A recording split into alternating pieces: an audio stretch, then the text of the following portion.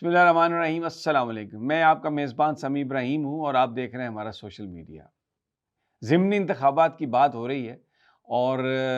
जो main stream media है वो तो ये बता रहा है कि जी देखें, मुस्लिम लीगी कायदीन कह रहे हैं कि ये तो जो परफॉर्मेंस को वोट मिला है और पता नहीं दूध की नहरें बहा दी हैं इस नून लीगी गवर्नमेंट ने और इतने ज़्यादा मसाइल हल कर दिए पाकिस्तान के कि लोगों ने अब इमरान खान को रिजेक्ट कर दिया। जब आप तहरीक इंसाफ की बात सुनते हैं, सोशल मीडिया को देखते हैं, जो वीडियोज़ आई हैं, उनको आप देखते हैं तो पता लगता है कि ये जुरलू नहीं जुर्ला फेरा है इस हुकूमत ने। धांधली नहीं धांधला किया है और अब बेमायनी हो गई है ये बात कि इलेक्शन हो, क्योंकि लोग इलेक्शन में 8 फरवरी को भी निकले, उन्होंने वोट दिए लेकिन वो काउंट नहीं हुए। कल भी ऐसा ही हुआ, ख़ास तौर पर हरिपुर में, एबटाबाद में, वहाँ पर लोग निकले पीटीआई के लिए वोट दिए, लेकिन इस दफ़ा वारदात का तरीका बड़ा मुख्तलिफ था। फॉर्म 45 दिए पोलिंग एजेंट्स को, लेकिन आरओ ऑफिस में क्या हुआ कि ईएमएस में वो जो इलेक्शन सिस्टम है, उसमें जो फॉर्म 45 का फिगर एंटर किया गया, वो गलत फिगर एंटर किया गया। जो पोलिंग एजेंट्स के पास फॉर्म 45 हैं, वो डिफरेंट हैं, लेकिन जो वहाँ पर दाखिल किया गया नंबर वो मुख्तलिफ है और पोलिंग एजेंट्स को, उम्मीदवारों को वहाँ पर जाने की इजाज़त ही नहीं दी गई। यानी मैं तहरीक इंसाफ के लोगों की बात कर रहा हूँ। लाहौर में अरसलान साहब और एबटाबाद में, यहाँ पर हरीपुर में जो उनकी अहलिया हैं उमर अयूब साहब की, उमर अयूब साहब खुद भी मौजूद थे। तो अब एक्चुअली इलेक्शन जो है वो अब इस मुल्क में बेमायनी होकर रह गया और इतना बड़ा जमहूरियत का नुकसान। लेकिन जो प्रो गवर्नमेंट सहाफ़ी हैं वो क्या बेच रहे हैं? 3-4 चीज़ें वो बेच रहे हैं, आर्गूमेंट वो क्या दे रहे हैं? वो कह रहे हैं कि जनाब इमरान खान साहब को चाहिए था कि वो इलेक्शन ज़रूर लड़ते, उन्होंने इलेक्शन ना लड़ के तो बड़ा नुकसान किया है। और फिर वो मिसालें देते हैं 1985 के गैर जमाती इंतखाबात की और कहते हैं कि जनाब देखें, मोहतरमा बेनज़ीर सारी ज़िंदगी रिग्रेट करती रहीं कि जी मुझे वहाँ पर इलेक्शन लड़ना चाहिए था। एक ऐसी पौध आ गई सियासतदानों की उस इलेक्शन में जब हमने बायकॉट किया कि वो अभी तक हमारे सरों पे मुसल्लत हैं। एक तो ये वो आर्गुमेंट देते हैं। दूसरा वो कहते हैं कि जी देखें, इमरान खान की जो ज़िद है, जो सियासतदानों से उन्होंने बैठने से इनकार किया है, उसकी वजह से जमहूरियत का डिके शुरू हो गया है और ये जो हुक्मरान जमातें हैं, इन्होंने इतना बड़ा कंप्रोमाइज़ कर लिया है कि अब आहिस्ता-आहिस्ता करके जो स्पेस सियासतदानों की थी, वो एस्टेब्लिशमेंट लेके चली गई है और अब वहाँ पर उन्होंने हर जगह पे कब्ज़ा कर लिया और इसका भी रिस्पॉन्सिबल इमरान खान है। सुबहान अल्लाह, सुबहान अल्लाह। यानी जो लालच है, जो माल बनाया इन सियासी जमातों ने और जिसको बचाने के लिए कंप्रोमाइज़ किया और आइन को 73 के आइन का हुलिया बिगाड़ा, उसका भी जो जवाज़ है, उसका भी जो ब्लेम है, उसकी भी जो रिस्पॉन्सिबिलिटी है, वो आप इमरान खान पर डाल दें। लेकिन इमरान खान ने जो इलेक्शन बायकॉट की बात की थी, जो उसने कहा था कि ये सिस्टम हमें कुछ नहीं दे सकता और मैं इन लोगों के साथ नहीं बैठ सकता क्योंकि ये पाकिस्तान का नहीं सोचते, ये सिर्फ अपने बारे में सोचते हैं, वो सच साबित हुआ है। अब पाकिस्तान के अंदर इस वक्त जो सूरत हाल है, जमहूरियत नाम की कोई चीज़ एग्जिस्ट नहीं करती। ये इसको आप हाइब्रिड सिस्टम कह लें, इसको आप अथॉरिटेरियन रूल कह लें, इसको आप एक शैम डेमोक्रेसी कह लें, कुछ भी कह लें, लेकिन ये कोई हकीकी पार्लिमानी निज़ाम नहीं है। कल इंतखाबात में जिस तरीके से जो कुछ एक चीज़ सामने नज़र आई, केपी में, हरीपुर में मुस्लिम लीग नून के उम्मीदवार को, उनके साथियों को मुकम्मल तौर पे कैंपेन की इजाज़त थी। कैप्टन सफदर खुलेआम कैंपेन करते रहे, मुर्तज़ा अब्बासी साहब पुलिस को धमकियाँ लगाते रहे, लेकिन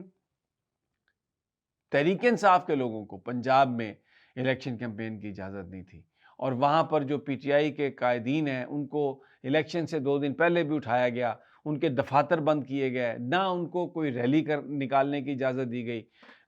अब ये कहते हैं जनाब कि जी अगर पीटीआई इलेक्शन लड़ती,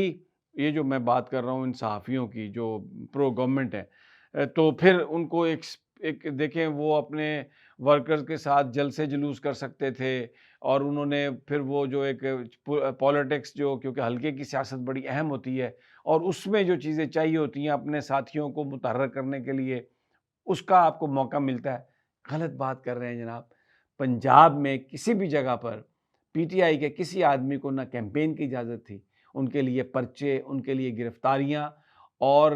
उनके जो दफ्तर थे वो ज़बरदस्ती बंद किए गए। मियाँ उस्मान साहब को 2 दिन पहले जो पीटीआई लाहौर के प्रेसिडेंट हैं, जिस तरीके से उनको उठाया गया, तो वो सारे का सारा मामला जो था वो उसने पूरी तरह इनको एक्सपोज़ किया। एक गलती तहरीक इंसाफ से ज़रूर हुई लाहौर की सीट पर, वो तहरीक इंसाफ से नहीं, वो हमाद अज़हर ने जो एक चक्कर चला के अपने कज़न को आगे किया। अगर किसी पार्टी अपने किसी वर्कर को आगे करती तो शायद ज़्यादा और भी जानदार जो है वो मुकाबला होता। लेकिन वो उनकी जो अपनी जो चालाकियाँ या उनकी जो आप इसे जो भी कह लें,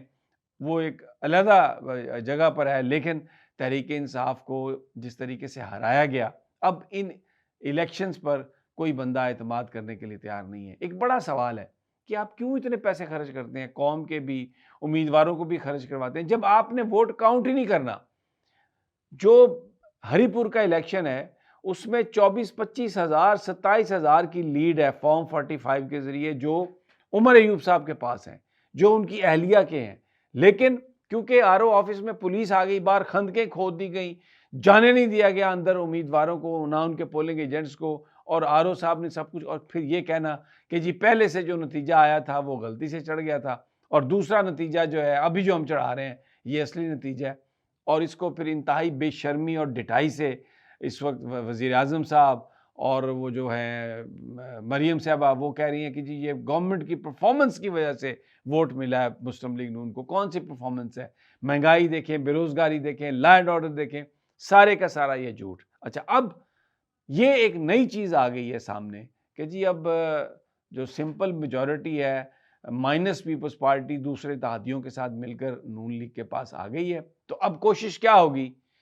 कि जो लीडर ऑफ द अपोजिशन का ओहदा है वो बिलावल भुट्टो को दिया जाए। महमूद खान अचकज़ई, राजा नासिर अब्बास, ये क्योंकि रियल अपोजिशन है, ये निज़ाम को चैलेंज कर रहे हैं, ये निज़ाम की जो बर्बादियाँ और जो इसकी जो सारी मुनाफ़क़तें हैं उसको एक्सपोज़ कर रहे हैं। तो अब उनको तो जनाब अब ये कहा जा रहा है कि अब बिलावल भुट्टो आएँगे, लीडर ऑफ द अपोजिशन बनेंगे, यानी हुकूमत के मज़े भी लेंगे और अपोजिशन के मज़े भी लेंगे। और एक मकसद ये सारी एक्सरसाइज़ का कि इमरान खान के साथियों को, पीटीआई के लोगों को ये पैगाम देना कि तुम जो मर्ज़ी कर लो, इमरान खान भी बाहर नहीं आएगा और पीटीआई को भी सियासत नहीं मिलेगी, ताकि लोग बददिल होकर छोड़ जाएँ पीटीआई को, इमरान खान को, और वो दूसरी जो जमातें हैं जिन लोगों ने पॉलिटिक्स करनी होती है उनकी तरफ चले जाएँ।